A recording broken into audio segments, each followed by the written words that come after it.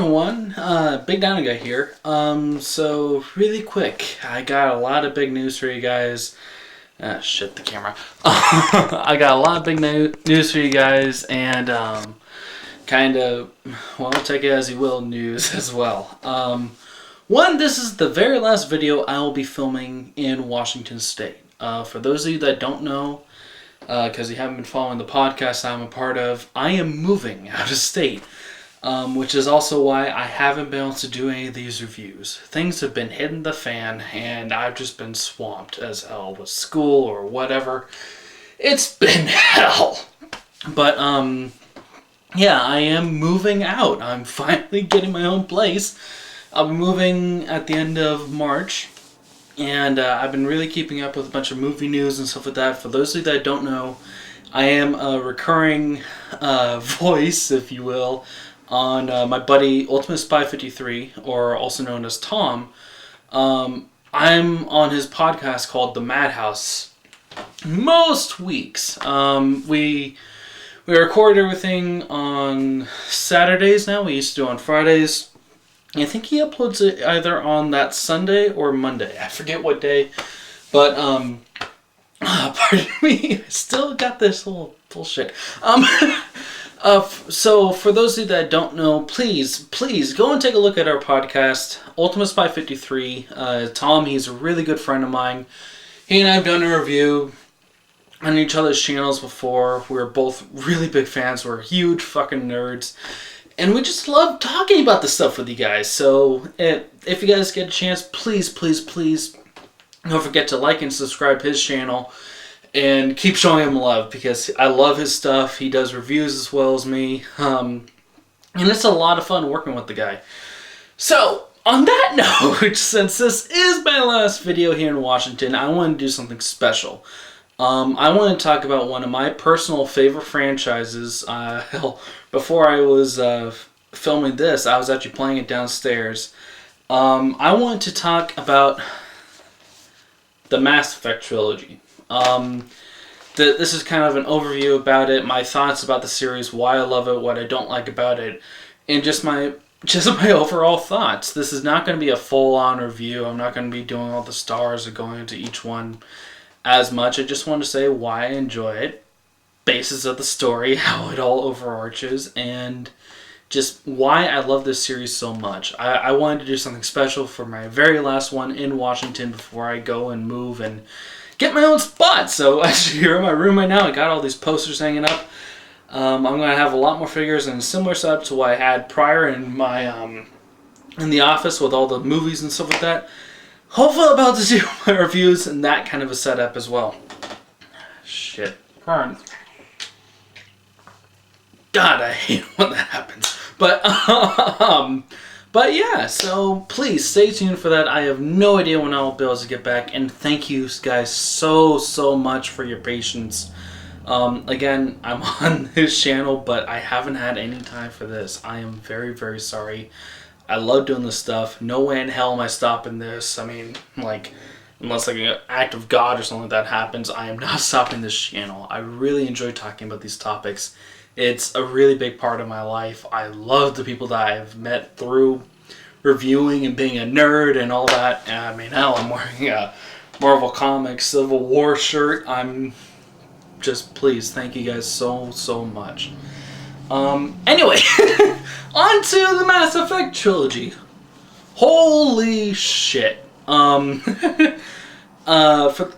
So I actually got an Xbox 360 about a year ago. Not this last Thanksgiving, but the Thanksgiving that came before. So a little over a year or so. I got the Xbox 360 as a early birthday gift for my dad. Only reason why I did is because we got a really good friend who sold it to him cheap. Other than that, I would never have played these series. And with it, my friend, my dad's friend, because he knew me, threw in a couple games, and among them was the first Mass Effect.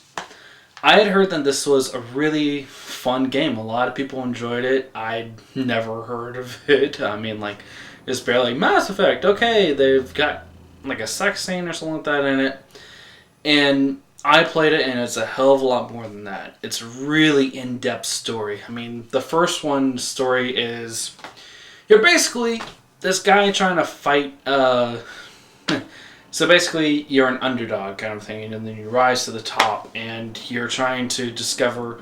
But this rogue dude named Saren, he's been flipping shit. He's been going towards an enemy, and it's really building up the basis of the entire trilogy. And it's a lot of fun in that respect. And you can pick your different appearances. You can do all of this. I mean, you have biotic abilities. You have guns. Personally, I prefer to go as a soldier. I did that my first time playing through all of these, just as a soldier. A lot of fun, and it's easiest for me to remember because I don't need to just worry about recharging powers. I can just blast them, worry about my teammates. Okay, duck for cover, boom. And the entire story was really... While the combat style, this is the only thing that I didn't like about the first one. The combat style had a lot to improve on. They sure as hell did it in the sequels. I mean, holy shit. The third one's combat style is fucking fantastic. I love that combat style. And the whole thing, it really does lay the groundwork. Your decisions carry through all three of the games, and they really impact the entire story of what goes on. Second one, basically, spoiler alert, first 5 minutes of the game, you die. And then 2 years later, you're brought back to life by this group called Cerberus. Basically, they are these superior humans. We are the top dog. Screw all the other species. We don't give a shit about Turians and whatnot. And basically, they're a bunch of jackasses, but they're like, the real threat. Okay. So you basically work with them. You meet a lot more characters. They bring back different characters from the first one. Really fantastic interactions. One of the characters that I have to give a shout out to is Morton Solus. Holy shit. That character is fucking awesome. He's this like eccentric Solarian. So I'm about to let my freak fly fucking deal with it. But basically he's this dude who's very eccentric. I mean, he babbles on just like I am right now, but a mile a minute, he does not shut the fuck up. I mean, the whole time, but even his quips, he puts on this persona, but like for the first few characters that have had previous interactions with it are like, stay the fuck away from this dude. I mean, he's like this blabbermouth where if you turn your back, he will shoot you. He doesn't care. Morton don't give shit. He will do whatever it takes to get the job done. As you go through the story, he really does get fleshed out very well. I love this character. There isn't a single character in this series, just in the main campaign. DLCs I'll talk in a little bit. But there is not a single character in this that I did not enjoy. Even a character from the first one named Caden, who I just kind of threw away. I didn't really give a shit about him. Still, even just talking to other characters about him, they had a lot of new information, and he felt like a character. He felt like one that I didn't bring with me on a lot of missions, but even then you have some sort of connection to him. However, it wasn't nearly enough compared to the rest of them. For those of you that haven't played the game, the spoiler. The dude dies. Well, either him or another character, but that's besides the point. Basically, in all 3 times that I played this game, I'm a little still. I've killed him off because I enjoy the character, but compared to Ashley Williams, which is another one in the first game, I cared about her a lot more. I really enjoyed her character. Not to say that I hated Caden, it just was... Now it is someone that between the two, okay, you had to make me choose, I'll choose her. Wow. I sound heartless. Deal! But anyway, that's just one more reasons why I love this series so much. Because like you said, your decisions carry through all 3 games. You screw someone over in the first game, it's going to bite you in the ass later games. It doesn't really matter. And then to the third game. About 6 months later, after the events that ended the second game, you're basically...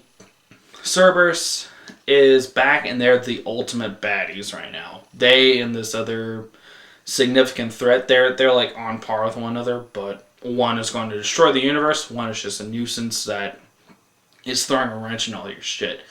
And it's really personal. So you got big threat, personal threat, both hurting you. Kind of a thing. But Cerberus is basically back. Them and the ultimate threat called the Reapers are destroying the galaxy. You need to fight them all off. You have all these other characters that have survived, keyword survived, from the previous games, all making appearances in this one. Yeah, it's a lot of fun. The combat style is really fantastic to play. I mean, you can customize your character to the maximum. I'm actually replaying the third one again because I recently downloaded a DLC for an alternate ending.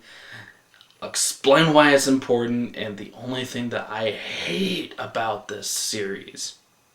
Sorry, no, it's a good game. But I'm replaying the third one, and I decided to go as a biotic character. I forget which class exactly, but basically I have a bunch of shield. I mean, just shield, plow through, I'm good. Where was I? Oh yeah! But yeah, the customization is really fantastic in this one. You feel like you are as this character. I mean, you can even customize the face, you can customize the background, and if you want to tweak it a little bit, I mean, keep the same stats from before, one of the previous games, you can still tweak slightly, not a whole lot.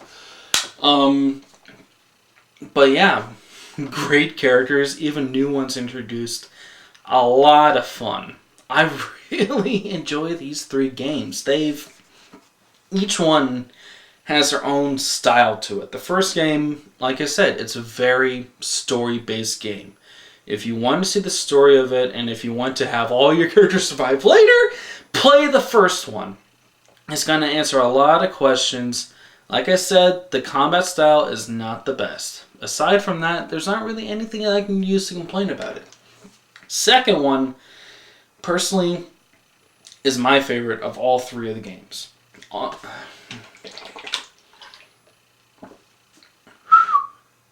Sorry. Second one, like I said, my favorite of all three of the games. Combat style is much better than the first one. So is the editing abilities that you have. I mean, you can start to really mix and match your armors and whatnot. And you're introduced to some really groundbreaking characters. Personally, I prefer the crew from the first game. I love that crew. Urdnot Rex is my all-time favorite. He and Garrus. So, two more characters I need to shout out to.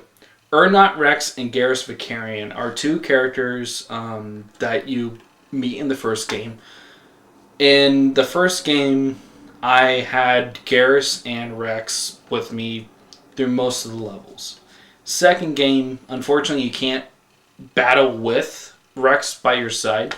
He's an NPC, well, all of them, but he's not fighting with you, really. And at least he's not against you, but he's just not on your team. But I always have Garrus with me. Always. I love his character. He's a really fun character to get to know. If you understand why he thinks this way, it's like on his sleeve. You can see why. He's really fun. And I keep using the word fun a lot. I'm sorry. I've been exhausted these last few days, but it's just a really amazing character. In all three games, I have had Garrus with me on the final level of all three games. I've had him with me through most of the first, most of the second, most of the third, however, I'm mixing and matching again. because I think the third one has probably the most well-balanced team stats of all of them. I don't want to get too much into it, but basically, yeah, well-balanced team stats. And each game has its perks. Each character that you meet in here have a really amazing story. Now, story! The only thing I fucking hate, and I mean hated the first time that you saw this. A lot of other fans of the series were right with me. I've heard that this DLC add-on that they had was a lot better, but and that's why I'm replaying the game again for the third game. The ending to the entire trilogy. For those of you who don't want to know, close off right now. I'm just going to say that it's, again, really fun game. I really enjoyed it. Please like and subscribe. Do all that. Check out Ultimate Spy 53's channel. Really good friend. He and I are on the Madhouse podcast. Enjoy. So for those of you that want to just not hear about the ending, close out right now. Okay. Those of you that are remaining want to hear. So, as I said, with all three games, your choices carry on. There's always a cause and effect. If you let someone die, other people may live, and for what other reasons, some people may hold grudges and whatnot. The second game shows this in a terrific way. However, it could be a little temperamental. The third game, culmination of all these, you have a couple characters die, no matter what you're going to do. I mean, you can either let them live, but they die still. The ending is pretty much the exact same, no matter what you choose.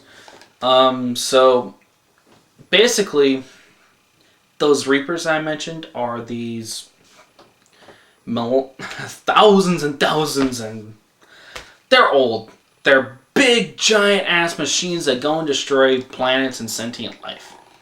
The first game is about you trying to stop the first one, who's trying to bring back all of his buddies. Second game, you're stopping them reoccurring. Third game, they're here, you're fucked. And basically the whole game, for the third one, you're trying to build this big old cannon thing. A big-ass weapon to finally destroy the Reapers. I've come in, done all this. The ending. So the two endings that you have is you can take control of the Reapers. They go back into dark space. All sentient and machines that you built. Yay, they're good. Second one, destroy all sentient, or not sentient, but all robotic things. And humans survive, yay.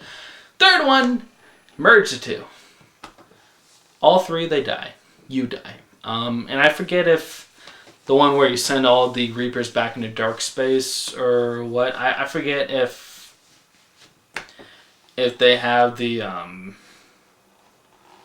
all the others robots come with them too. Strax, get out of there, buddy. Sorry, my cat. Like I said, I'm right now in my room, but in the original thing, there is no difference between the three. You have no idea what closure is, and you die no matter what. Your character becomes this catalyst, if you will. You are the thing that creates whatever happens. I mean, if you go and send the Reapers back, you literally take control over them, letting your body disintegrate. Damn cat. Letting your body disintegrate, you take control, they go. Then, if you destroy the Reapers, still you die. Merge them all together, you die. And the only difference between... Oh, I'm sorry, kitty. But the only difference between all three of these is a couple of different snippets. It's still going to be about a minute-long cutscene. And at the end, it will be a little boy, we can assume years later, talking to his grandfather about the shepherd, which is your character. But it's still the exact same cutscene. Keep in mind, the thing about these games is your actions dictate the future. You can't take it back, really. It's still going to be the dictation of the future. The ending gives you no choice whatsoever. Your character's still going to die. And it's the same damn cutscene. You don't see any closure to it. What the hell? However, because a lot of fans like me were pissed as hell, EA Games and BioWare, I did that all too well. But basically, EA Games released a DLC, completely free, thank God, where it's something different and your choices actually do affect things. You're still gonna die, but actually get some closure to these characters. Thank God. That's what I'm about to find out. I'm right at the end of the third game again. I hate that my character dies. Sorry, I'm one for the happy story at the end. I enjoy that about a lot of series. I wish that this one did because, again, your actions define it. No matter what, you're still gonna die. What the fuck? Shit, I'm very sorry. But I don't know what the DLC is going to be doing. I hope to God that it improves, but at the same time, it might not. And another thing that they added on with DLC at the end, this one costs $10. So there's this character. I haven't paid for this. I'm not one that really pays for these different things. I found the second and third one at pawn shops at different times and like dirt cheap. I mean, if the disc still worked, okay, but if not, well, you're fucked. First one I just got from the friend. That's the only reason why. I'm not one that really pays for a whole lot. I do a lot of the free stuff. So that's why I had the DLC downloaded, which is actually probably the first DLC I've ever downloaded for a game. I know I'm behind the curve. I just got a 360 right when Xbox One came out. I mean, the GTA 5 was the first game that I ever bought that was like current gen console, new game! And that was almost, god, damn near a year old. But, but there's this character, so, again, into backstory. Basically, the last race that was wiped out by these, by the Reapers, which basically go on a cycle, wiping out sentient life and all that, were called Protheans. And apparently there's a character named Javik, I believe, who survived, Prothean. And he's able to give you a lot more of a backstory. Now, in a game that prides itself on backstories and such, why make a character like that, which is, so I've heard, is a pivotal point in the story, like, really changes the experience completely, that would have made a better game, so I've heard. Why make that a DLC character? Just a thought. I mean, you're having it be, none of these people survived. Oh, wait, there is! I don't really understand, but at the same time, I can see somewhat why. But I've heard from a lot of people that makes the third one a lot better, and he's one hell of a character. I don't know. Still, it doesn't change my opinion on the series. I love this series. I'm going to still play it. And I look forward to doing a full review of all three of these games when I get to my new apartment. It's going to be a couple months before I can. I'm moving at the end of this month and I still need to get set up. But again, thank you guys so much for bearing with me on this.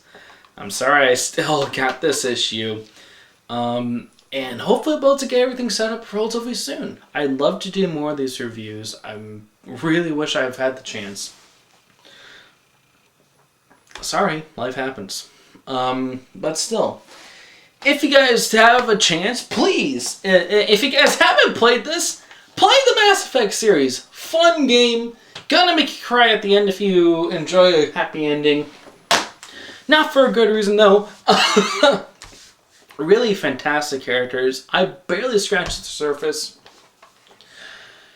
And yeah, please go back to my friend Ultimate Spy 53's channel. Subscribe to his stuff. Take a look at the Madhouse. I'm on there most weeks if I can make it. Next week will be iffy. The week after I'm not doing, but I actually just recently did one where he talked about his Comic-Con experience and I talked about the new Alien Covenant trailer.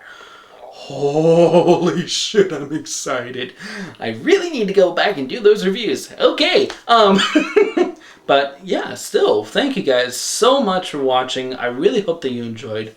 And please, don't forget to like and subscribe my channel. And don't forget the notification, because I'm not on here as regular as I want to. But I want to be. So I'll try to do my best. And if you guys please, like, subscribe, comment, do whatever the hell you want. Alright, anyway, take care.